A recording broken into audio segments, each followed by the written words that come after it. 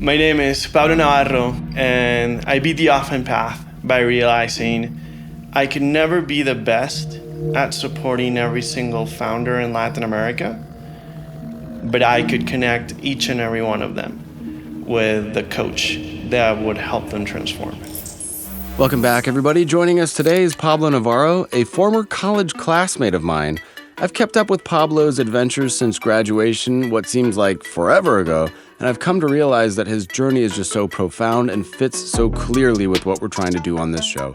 He grew up in Colombia and he worked his way up to an MBA at Dartmouth. He took his knowledge and applied it to startups and nonprofits in San Francisco. But here's where things get really interesting. He moved back to Colombia and became an angel investor, recognizing that the Colombian startup community was underserved. He co-founded a $26 million venture capital fund there, which is just such an amazing idea. Now he's founded Cocora, a platform that connects leaders in Latin America to coaches, and he's so passionate about transforming the business climate of his home country and beyond. This man has truly beaten the often path. I'm Ross Palmer, and here right now is Pablo Navarro. All right, well, it's great to have you here on the show, Pablo. This is a first for me, well, because you're the first person from Colorado College, I think, a school that we both went and did our undergrad at. However, there's a difference between you and me. When you graduated from Colorado College, you went and did some incredible things.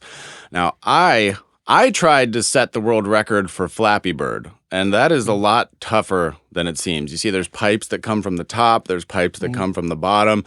Just when you think you're going up, you're going down, and when you're going down, you're going hard down. So, what have you done?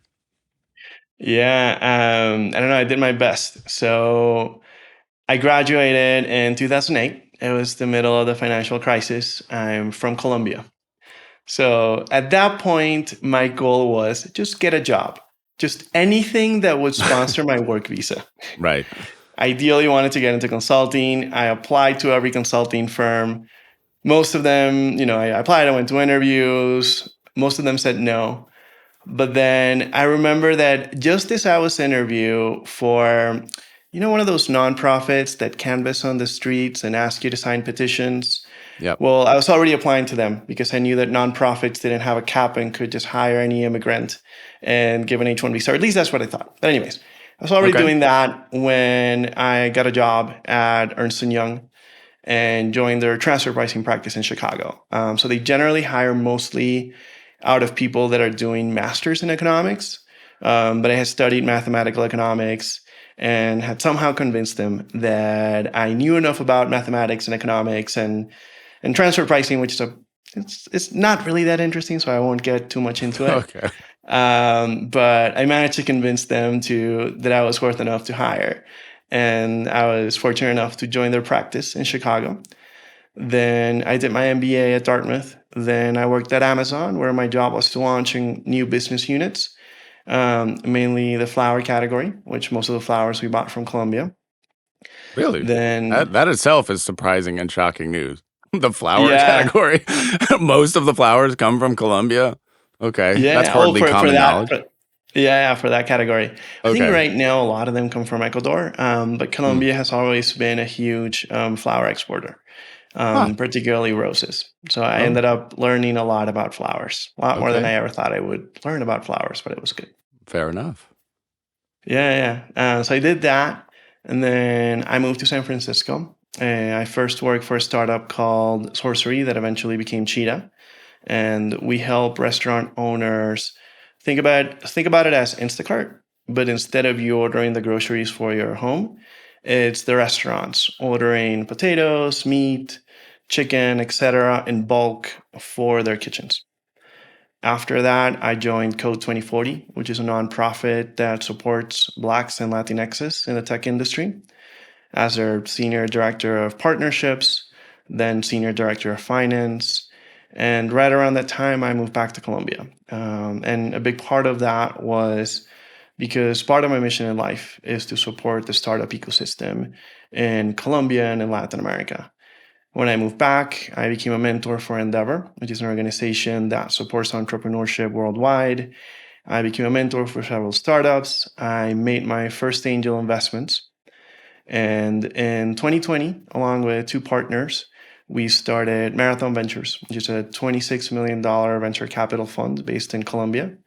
At the time, we were the biggest independent venture capital fund in the country. I believe we still are. And throughout that journey, as an operator, as a founder, as an investor, I realized that sometimes as a founder, you're very lonely. And you could very much use that person to shorten your learning curve. I know if you've experienced it as a founder, maybe, I don't know, you No, did never. something wrong with your taxes the first time around. And no mean to pour salt in a wound there. But if you can have somebody that can help you I avoid can all help of you. those Yeah, mistakes, sure. all those mistakes can be a great thing. When I was working at Marathon, we were launching Marathon, I looked for a coach. I realized that the coaches in Colombia were really good at supporting executives at oil companies, at banks, at CPGs, kind of like the traditional companies that have dominated the ecosystem in Latin America, right? But when you want somebody that has a little bit of context on venture capital, on startups, they get a little bit lost. Some of them can be effective, but not as effective, and I couldn't connect with them well. And in the US, they were really expensive. So what I ended up doing was convincing a friend of mine that I had worked with at Amazon to give me a 70% discount as an executive coach. She was an executive coach now as a favor, so I could afford her. And it was a transformational experience for me. And I want each and every leader in Latin America to have that experience. And it's why I launched Cocora, which is the company that I'm CEO of right now. And the name Cocora comes from El Valle del Cocora, which is a valley in Colombia where the tallest palm trees in the world grow. And I want Cocora to be the place where leaders in Latin America come to achieve their potential. And the sky is the limit. I don't want us to think, hey, we're going to be the best in Colombia or Mexico or Latin America. We can be the best worldwide because ultimately that's what we're capable of. And that's why I built Cocora. We connect, top tier executive coaches with leaders in Latin America. Well, that's a pretty impressive story. We've gone all the way around the world in just a few minutes here. That's impressive. What I did after college is, I tried to drink as much beer as I possibly could out of a giant glass shoe, a feat that I accomplished. So, who did more? Who's more impressive? I don't know. It's all subjective. It's all subjective. I know. That's what I'm saying. Like, I feel like I accomplished a lot. But no, you've done an incredible amount of stuff, obviously. So, Colorado College, that was your first time in the United States. Did you come for college? Yeah. So Yeah. What was the thought that brought you to an obscure liberal arts college in Colorado Springs, Colorado? Yeah. How did you end up there to begin with? That's a great story. So, I went to an American high school in my hometown. So, did the SATs, did the pre-SATs, and I had always thought about what it would be like to go to school in the US. And I knew what university life was like in Colombia. My sister at the time was going to University of Los Andes, which is the best university in Colombia, arguably one of the best private universities in Colombia. And I knew what that was like, but I had no idea what life would be like as a college student in the US. So my criteria was, I don't know if it was the best, but my selection criteria was, I want top academics because I know that if I'm going to go somewhere, I want to go somewhere where I'm pushed and I can excel. I'm going to apply with full financial aid because my parents couldn't afford to pay for an education in the US. And I want to be in a small town in the middle of nowhere. I want to get a true American experience. Check. I don't. Check. Yeah. No. I was like, I don't want to go to Miami. Yeah. Why would I go to Miami to hang out with a bunch of Colombians and spend in dollars? No. Right. I can do that in Colombia. I want to go somewhere where I'm the only Colombian, where I'm one of a few Latin Americans, and I can get a deep, U.S. experience. And Colorado College sent me an email saying, hey, if you apply, we'll waive your application fee. Okay. At the time, my counselor really wanted me to apply to, I think it was like George Washington University in D.C. And I was like, no, I want to go to a small town. And started reading up about CC. I liked it. And coincidentally enough, there was a teacher in my high school who was from Colorado Springs. And she was very beautiful physically, and senior That's important to Pablo. note. That adds color to the Yeah, so story. senior Pablo just started talking to this teacher, and she was going on and on about how, Colorado Springs was beautiful. People said Mm, hi to you on the streets and the hmm mountains and the weather. I think little Pablo had a crush on her. And he hmm was like, "This all sounds wonderful. I want to go to Colorado Where College. Great meth is freely academics." available on every street corner, all of the beautiful things of Colorado Springs. Yeah, yeah, yeah, yeah. Oh man, but yeah. But anyways, she told me, all Yeah, jokes aside, she told me about Pikes Peak and how everybody was super open, and I felt that I would definitely be the only Latin American there. I honestly thought it would be more like Texas. I thought I was going to be going to rodeos and stuff like cowboys. that. Nice. Uh, Definitely not my CC experience, but Mm. still loved it a lot. Okay.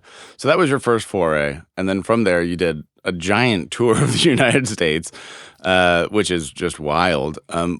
What brought you then to Chicago, to Silicon Valley, to Amazon? Was that just pursuing where opportunity led you, or did you have a conscious plan to really explore more of the country at that point? Yeah, so I did want to explore. I'm a firm believer. Like even when I got to Colorado College, like I wanted to do everything that I hadn't explored. Right, like I played rugby, I joined the fraternity, I left the fraternity, I recited poetry. Like I liked exploring.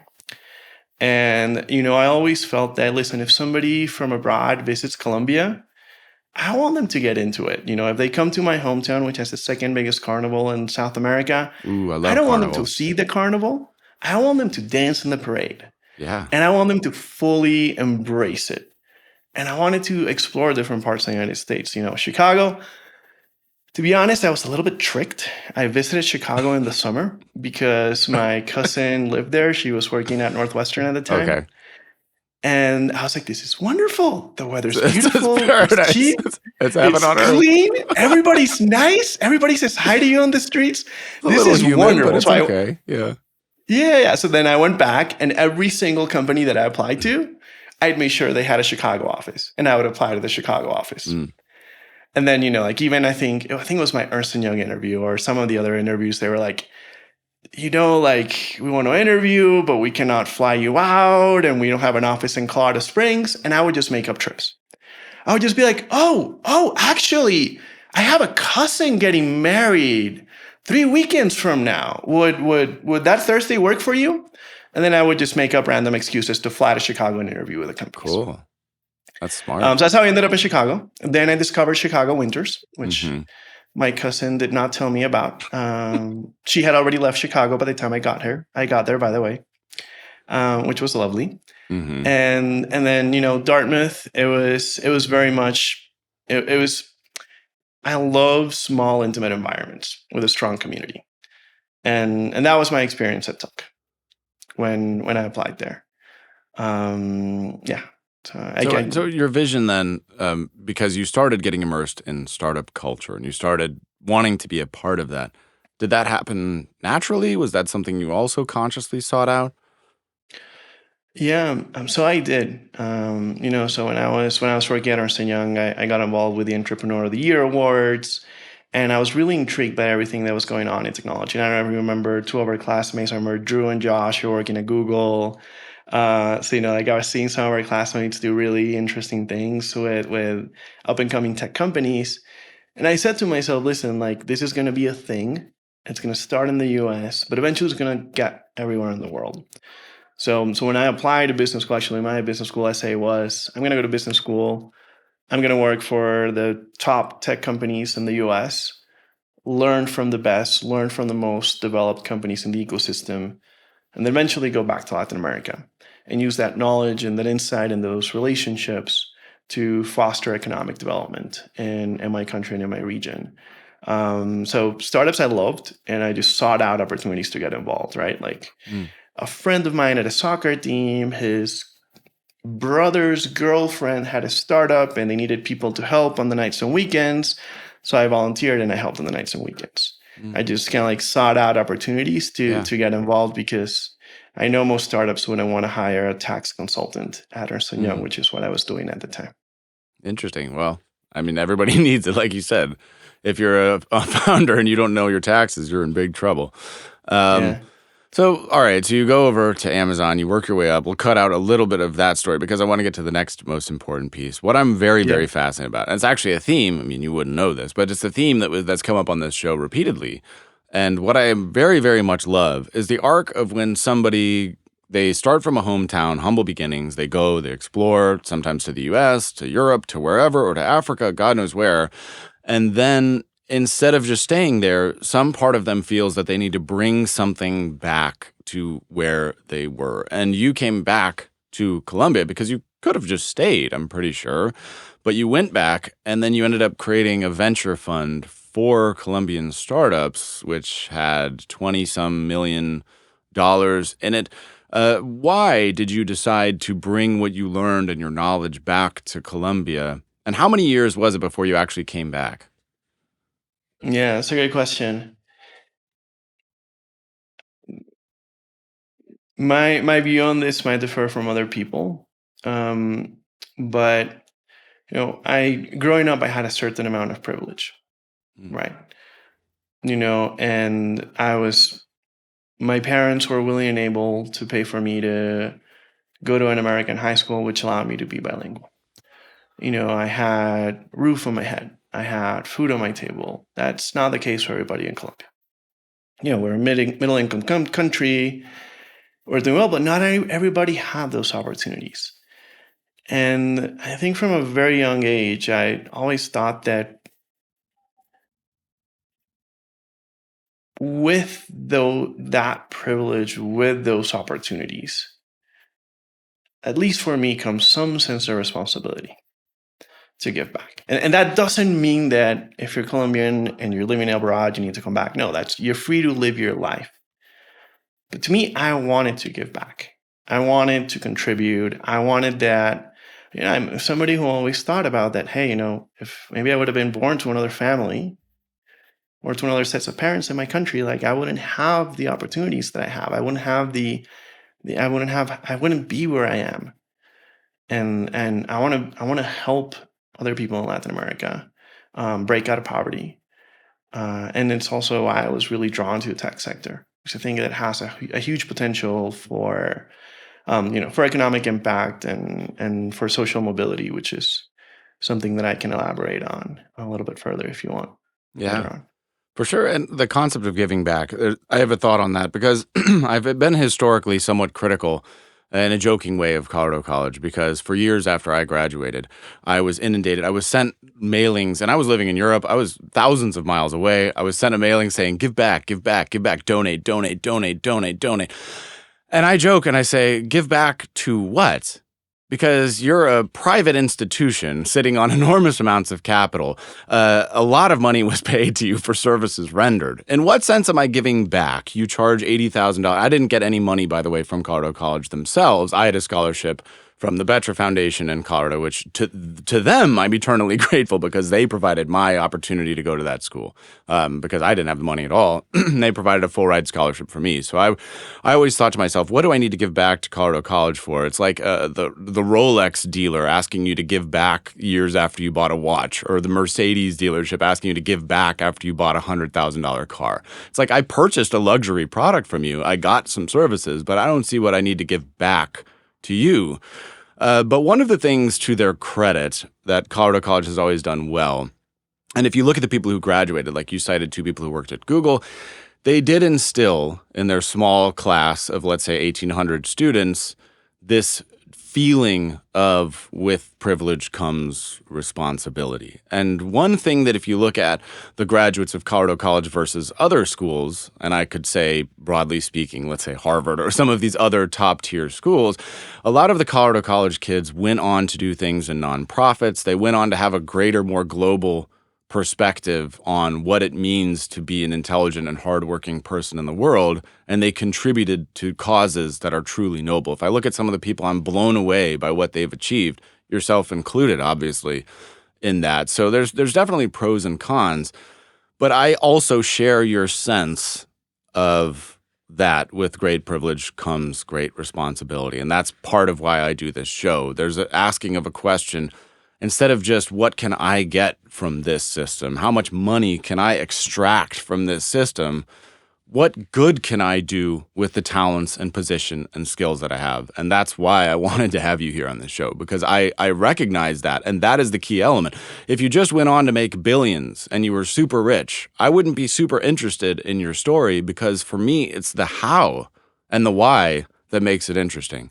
So I just wanted to quickly sidestep real quick. Now come back. All right. So talk to me about what you experienced. Yeah. In Colombia, and how you felt that you could make a difference via the method that you chose. Yeah, absolutely.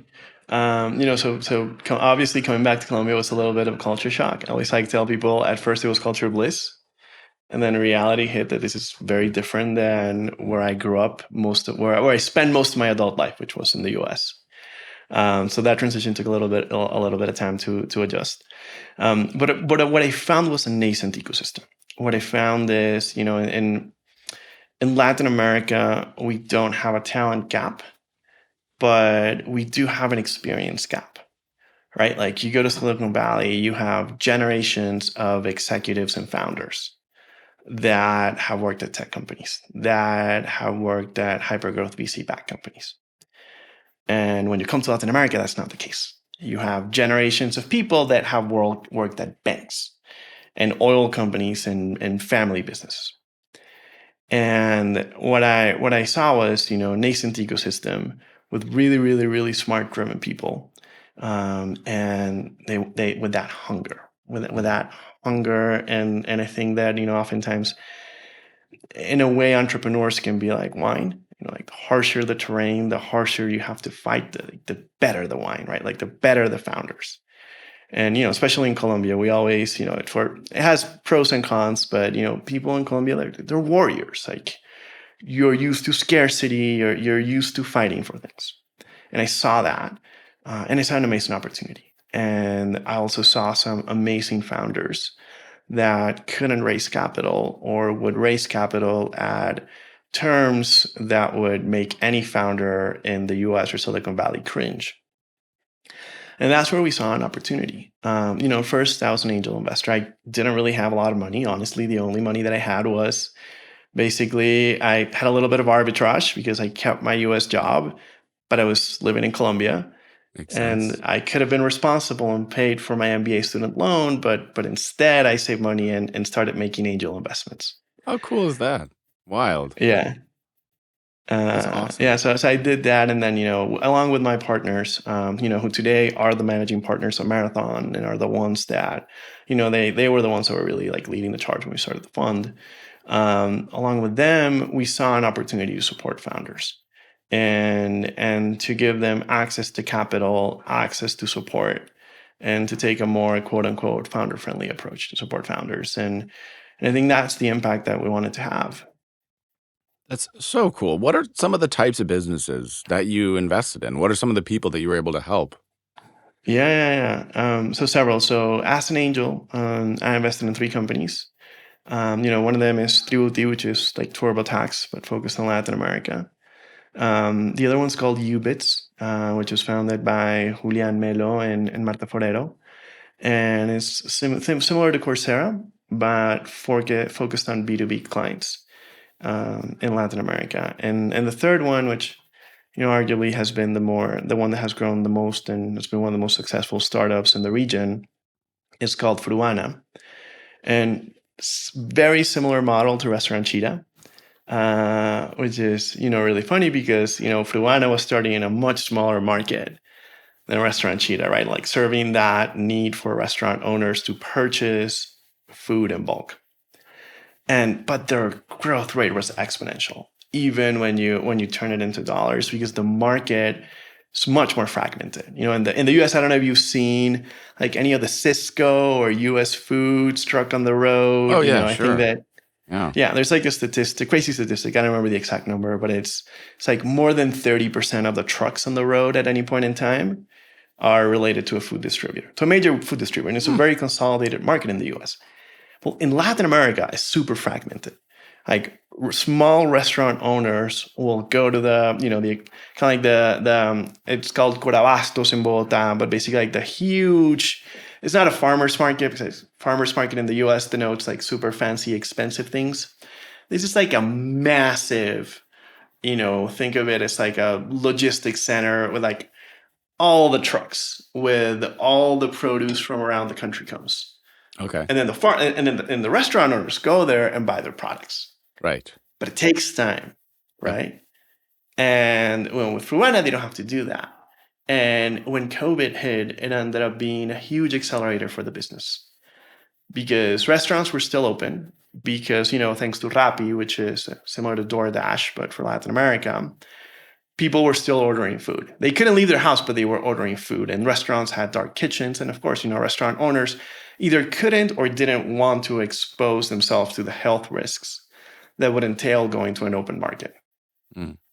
So they would all start ordering from Fruana. So that company had exponential growth. It was founded by Fabian Gomez, who was from my hometown, and has done an amazing job as a founder and has built an amazing leadership team. So these people changing their life, do you ever get the comment of, you have changed my life? Has anybody ever said to you, thanks, Pablo, you made a huge difference? Do you ever feel like you fundamentally changed the arc of a human being in those days? I know now that's probably more the case, but we're getting there.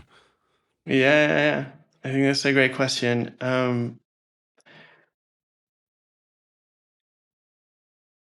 been fortunate enough to experience that at multiple points in my life. I don't know if changed their lives is the right framing, because I think that people ultimately are owners of their destiny, but having a positive impact.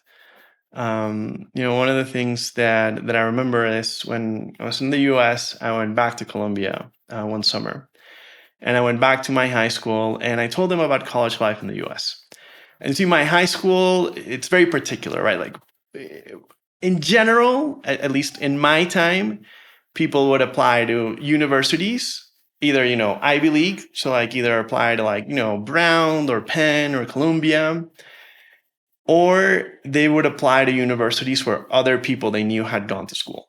So, Purdue, FIU. We had a lot of people that went to Georgia Tech because we had the kind of like the Rotaract scholarship in Georgia. And nobody had gone to a liberal arts college. Nobody knew what a liberal arts college was.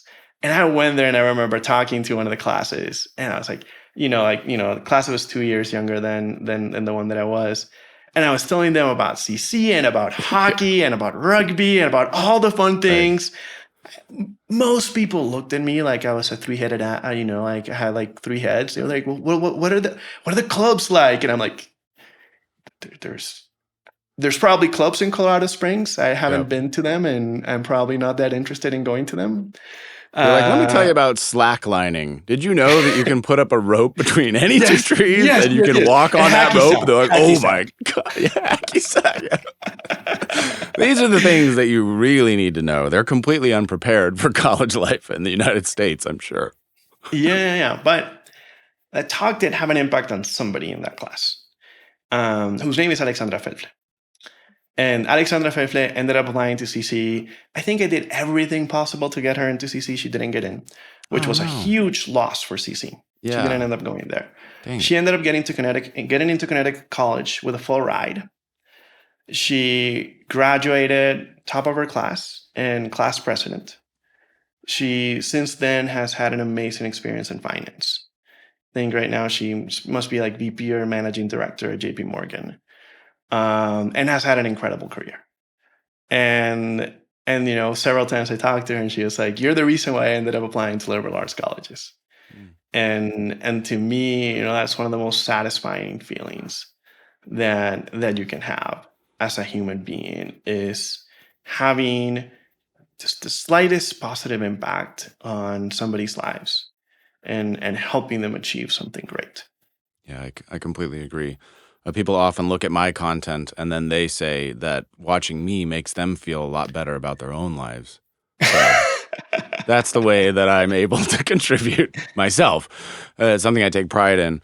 Well, that brings us to what we're really... So Cocora, you switched yet again, and you've got a new platform, new concept. So I'm always fascinated by how things morph and change. What made you then decide, okay, maybe I can more directly help people with this new thing? Yeah. I think a big part of it was the impact the coaches I worked with had on me. So actually, I would say there's a couple of things. On the one hand, when I joined Marathon, I was the operating partner. And my mission as the operating partner was to support the founders in our portfolio. And really enjoyed doing that. We did have a very big impact in the lives of several founders. And one of the things that I noticed is that if you want to mentor somebody, if you want to coach something, there's a very strong chemistry component. I might be the best coach in the world, but if you and I don't have that chemistry, it's not going to be that effective. And it's simply not possible, right? You just cannot be the best person to support every founder. And I had to remember, right, like when I was joining Marathon, I joined Marathon. Well, we started Marathon at the time I was in a sabbatical. And as I did a lot of soul searching, I was like, what do I want to be the best at 10 years from now? And I remember writing, I want to be the best at coaching startup founders in Latin America. And I realized, well, that's not going to happen because it's physically not possible. Right. That can never happen. Yeah. Right. But I realized that what I'm really good at is connecting people. And I was like, sure, I might not be able to find that coach for everybody. I might not be that coach for everybody, but I can help find that coach for every person. That exact coach is going to have the right impact at the exact right time. That was one piece. And then the second piece is I personally experienced the power of coaching and how that changed me professionally, personally. And I can talk a little bit more about that Yeah, later. well, I got to know. We have to find out. How did it change? What are some of the things that changed in your life when you took on a coach? Yeah.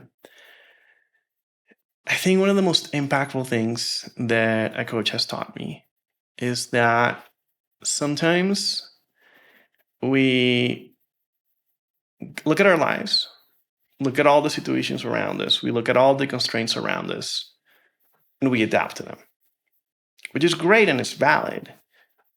And it's one way of living. And then there's another way of living where you take a step back, you look within, you connect with your values, with who you are, you figure out where you want to go in the world. Where is it that I want to get to? Great. This is where I want to get to. How can I rearrange all the factors of my life and all the restraints in my life and constraints in my life to work towards that? And I've learned versions of this from coaching and from my own experience. And I can give you an example. Mm-hmm. When I moved back to Colombia, I was happy as a clam. I was still working for Code 2040. And at the time, I had a US salary and living expenses in pesos. Cha-ching. In theory, it was supposed to be temporary. Right. And I was like, this is awesome. And I was like, yay, I have money. I'm super frugal. I still lived in like a studio apartment, like saving every penny I could to pay my student debt. And I was like, great, you know what? I'm going to make some investments in startups. But whenever I was thinking about applying for a job, I was like, no, the job needs to pay very well because I need to pay back my MBA student debt because, I help my parents financially. I need to be able to do those things. I need to pay for my living expenses. And that's how I went through all my life. And there were opportunities that I didn't take because I was like, well, how am I going to pay the rent? How am I going to pay my MBA student debt? How am I going to pay all these things? Like, blah, blah, blah.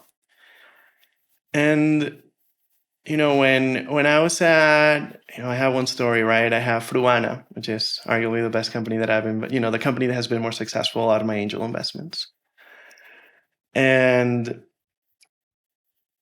funny thing happened. I believed in the company, I believed in the founder. I was ready to invest. I had just spent most of my savings on my last two investments, which are angel investments, are highly illiquid and highly risky. And the week that Code 2040, the lawyers had told me, hey, your green card from Code 2040 has been approved. You're going to move back to the US. You just need to go get your interview. And that week, we ended up laying off 42% of the staff in Code 2040, including me. Ugh. So in one fell swoop, lost my US salary, lost my green card. Still had both my MBA student debt and a mortgage in Seattle. Ooh, And just to that's fun. put those those two in Nice. perspective, just like my monthly payments, before rent, food, anything, were about 8 to 12 minimum wages in Colombia. Okay. So I was like, oh, okay, my reality shifted completely. Yeah. That's And tough. and of course, Closing 40 was great during all that transition. Among other things, we all got severance, and I was waiting for my severance check. And the Fancho, the founder of Fruana, calls me up and he's like, "Hey Pablo, like I want you in the round. I want you to come in, but I'm closing the round on Saturday, whether you're in or not." And I was like, "Fancho, just give me a few more weeks. Let me get my severance check." And it's like, "Pablo, I want to, but I can't." Mm. And I had remember that a few days ago, I had received an email from Amex saying that I have been pre-approved for a loan, for a Get out of personal here. loan. That's what you did? Okay. And I just remember going online and, thinking it through. I said, I believe a few things. I believe in the market because I've seen the business model work in the US, and I worked at Restaurant Cheetah firsthand, and I know what the market looks like in the US, in Colombia. I believe in Fancho's ability to execute and build a top-notch team. And I believe in my ability to find a job that pays well, regardless of where I'm located. It might take a month, it might take 3 months, I don't know. So I basically did the calculations and I said, okay, I'm going to take on this loan. Interest rate is cheaper than my student loan, so not a big deal. And I'm going to make sure I have enough money to send that angel check to Fancho, as well as enough money to support my living expenses for the next 5 to 6 months, assuming I don't get a job. And I'm pretty sure that I will find some kind of job in the next 6 months. Mm. So literally, I said, Fancho, I'm in. I actually sent him a paper check. And part of the strategy of sending him the paper check, took the pic, he said, Fancho, your check is on the way. Okay. To give time for the money to come to my account. That's brilliant. Oh my God. And it wouldn't bounce. What? and that was my first investment. And now that made me realize something. It's sometimes you can be really creative with the constraints in your life in order to support your goals. And for me, it was much easier when I was investing in somebody else. But then 2 years later, I was burnt out. I had taken on several jobs that were high stress, high work demands. My physical health had suffered. I had back surgery, a whole bunch of health issues. My blood sugar spiked. And I said to myself, how come I can afford to invest $10, $15, $20, $25,000 on a founder?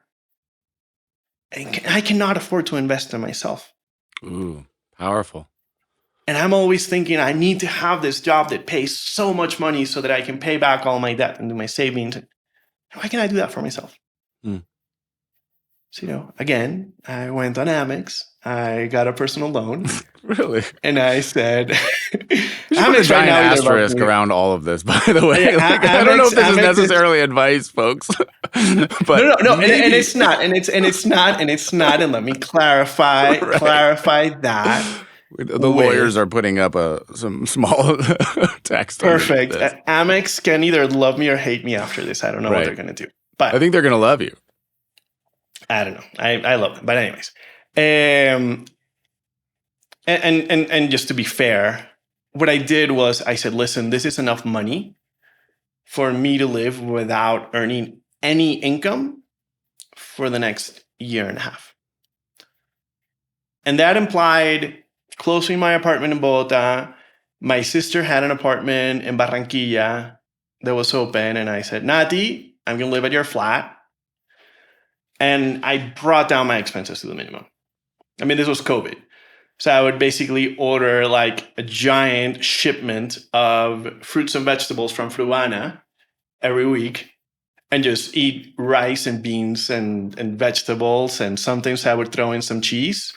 And on the weekends, I would order pizza and a burger to like splurge. But I was like, this is going to last me for a year and a half. I'm going to give myself 6 to 9 months to build something. And if in 6 to 9 months this hasn't worked, start thinking about quitting. At the year point mark, I'll make a decision, and then I'll have 6 months to apply to a job. And if I got whatever it is, if I go into corporate, I go into corporate. If I go back to an old employer, I go back. We'll just make ends meet. So to me, that was kind of like my, That's wild. bold, Just kind wild. of risky investment. But to my point, a coach is the kind of person, and through the coaches that I have worked with, I've learned that sometimes we get so caught up on the constraints, right? There's a world where Pablo would have told Fancho, dude, I have no money. I'm sorry. And I wouldn't have invested. There's a world that, when my partners at the time, Leon and Alejo, said, listen, we're building Marathon. We want you to join. I would have told them, whoa, listen, I need a paycheck. But I'm not sure that world, at least for me, would be as awesome if I hadn't taken the leap. If I hadn't said, listen, these are the constraints. I'm not going to focus on the constraints. I'm not going to think on the fact that I don't have enough money. I'm going to think on where I want to be. Great, this is where I want to be. And now there's all these things that are going to get in the way. How can I solve for them? And that's what I talked about, right? Like when a coach helps you arrange your life in pursuit of your goal. And right now I'm talking about business goals, right? But this is very much also about personal goals. It's also about, hey, I want to have a family. I want to be with a partner that I want to be in. Great. How can I make that work? What are flexible work arrangements? What are job opportunities that would allow me to be close to my partner, or to spend time with my kids, or spend time with my significant others? And I think that's, honestly, for me, that's one of the most powerful things that a coach can do. And then be a thought partner in helping you structure your lives, your life and your endeavors in order to achieve that. So cool. What a great story. I didn't know that part, but that gave me goosebumps. That's amazing, man. Very few people are that committed, but I love it. And that's part of beating the often path. I mean, that is it in a nutshell, taking the road less traveled, making those decisions that others might not make in pursuit of what? Something better. Like you said, more amazing life. I do think that especially business owners and founders and people who are so used to looking at spreadsheets all day, when you see things like numbers, you have so many expenses that are thrown at you. And, I have my small agency, and there's just so many expenses, people costs, equipment costs, internet, just line items are always being thrown at you. And some of it you can't get around. But then when you think about adding willingly a cost of something for yourself, whether that's for your physical health or for your mental health or just for advice or anything, that always feels like, I can't throw more onto that pile. Even though you may think some part of you knows that it might be beneficial or that it might help you, but it's tough. And I get that for many people, investing in themselves is the hardest thing because you think, why should I, right? Yeah, I'm willing to sacrifice. I can eat rice and beans. I'm fine. But then somebody says, hey, maybe you could be more than just fine. Yeah, exactly. And cool. I think when you touch upon, have you ever heard of the concept of kind of like life portfolio, or a portfolio of life? I mean, maybe, I don't know. Yeah. So and this is kind of like it's kind of like a trick. I adapted it from a concept that is they teach at Coactive Institute when they do coaching. So basically, think of your life as a portfolio, right? Like you have different categories. You have your career, you have money, you have family and friends, you have your romantic partnerships, you have all these things, right? And I don't, have you ever do you invest? Do you have a portfolio? Do you invest in assets at all? Oh, only in the very basic things like index funds. I mean, I'm a very safe, low-key investor. I don't do any. I put $1,000 into Ethereum and then watched it all go away like 5 years ago. So my brief foray into Coinbase was not successful. I think I still have an account, but it's like $50. Yeah. It's not much. Well, that's a great example, right? Like you have a portfolio. You don't put all your eggs in one basket. Yes. Right? Like you put some money in index funds, you put some money in crypto, you put some money probably in stocks and bonds. Yes. But you hedge your bets, right? Yes. And the concept of life portfolio is very similar, right? Like we have career, and think of the way that I like to think about it is think of your life as a portfolio. Think of each of your endeavors as an asset that you can invest in. And think of time as your currency, what you invest, right? So what ends up happening to, I think, most entrepreneurs, and definitely happens to me, is that I over-index on one or two things. Yep. I go all in on my career and I put all my money in my career. Yep. Or I go all in on my relationship, or maybe I just keep those two. And it honestly happened to me, right? Like when, there were times in my life where, I derived a lot of my self-worth and identity from the job that I had or for what I was doing. Yes. And then when that inevitably goes south, because at every point in time, you're going to go south. Yeah. Who am I? Then you have nothing left to rely on, right? Mm-hmm. Like if you don't have a strong community of friends, shoot, who are you going to go talk to? True. When you're having a hard time with your partner and you just want to talk about it? Right. Your romantic partner. Who are you going to talk to when your business is going south and one of the investors that was going to lead the last round wants to pull out? Yep. And you have to go out and fire 30 people that you had looked into the eye 6 months earlier and telling them, trust me, you should leave your secure job to join me on my dream. Mm-hmm. Right? And then the reason that I mention this is that for me, it's been a little bit of a hack, right? Because like the way that I think of it is great. Like if I don't invest my time in my friends, in spending time with my family, in spending time with my partner, shoot, it's going to be really hard to have a successful career. True. Because when things go south, I will go way south. If you don't have other things, yeah. Exactly. And I'm going to throw in the towel because I won't have that support network around me. So I bring that up because you talk about how it's hard to invest in ourselves. Right. And at least for me, it's even hard to say, oh, who am I to want to go to the gym for 2 hours before going to work? Might as well start work at 6 a.m. and get more done. Yeah, true. But then there's a part of me that reminds me that, no, if I do that, my health is going to suffer. Yes. My ability to focus is going to suffer. And a few months from now, I'm going to get really sick or really depressed or really anxious. And I don't want that to happen. Yeah. That reminds me, Tony Robbins has a great metaphor for assessing whether your life is balanced or not. And he says basically the same thing, but to look at it as a wheel where each spoke going out. Yeah, this is your career, this is your family life, this is your health, this is your mental health. And for a lot of people, they might have a 10 out of 10 in some category, but a 0 or a 1 out of 10 in another. And the point is, can that wheel roll? And if the wheel can't roll, your life is out of balance. And there were many years, I discovered that, oh God knows, 10 years ago. And at that time, significant parts of my life were out of balance. My relationship was great. I'm still with the same partner. So it's like, there's a couple 10 out of 10s. My financial situation was a 1 out of 10. And I thought, this wheel is not going to roll at all. It's a little more balanced now, but I love that concept. I think it's super cool, man. Well, it's been an absolute pleasure. I mean, you've been very generous with your time, and I know you've paused all the calls to be here with me, which I appreciate. I think it's really amazing what you've done, and most importantly, the way that you see the world and the way that you continue to stay focused on what really matters to you, and that you think about how you can better serve people. So it's a super interesting story, exactly the kind of story I love. It's been an absolute pleasure reconnecting with you, man, and getting to know you because, like I said, I've seen all of your LinkedIn updates since then. I've seen, like, you've clearly been up to some crazy stuff over the years, and I've seen your status updates, and it's just been wild. It's great to kind of hear all of the context and the story behind that from you personally. So it's been a pleasure for me to reconnect with you and hear what you've been up to. Thank you, Ross, and the feeling is mutual. Really love what you're doing with this show and everything that you're doing with your agency. And yeah, thank you for having me.